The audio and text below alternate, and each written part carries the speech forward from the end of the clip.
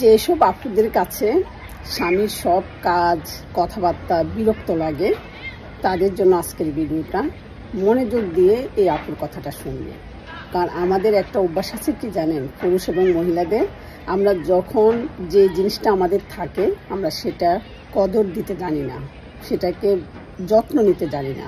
যখন আমাদের কাছ থেকে হারিয়ে যায় তখন বুঝি যে সেটার মূল্য আমাদের কাছে কী ছিল।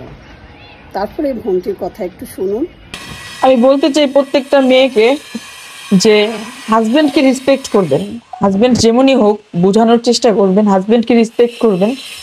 স্বামী থাকা জরুরি, বটবৃক্ষের ছায়া।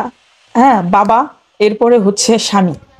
বাবার ঘর থেকে গেলে তখন বাবা মাও পর হয়ে যায়। আর মা মারা গেছে আমার 15 বছর বয়সে।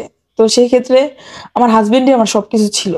আমার হাজবেন্ড যাই করছে আমাকে কেউ কিছু বলতে পারে নাই। তো আমি সবাইকে বলতে চাই যে স্বামীদেরকে শ্রদ্ধা করেন, স্বামীদেরকে খারাপ হলে ভালো রাস্তায় আনার চেষ্টা করেন, কিন্তু কখনোই ছাড়বেন না।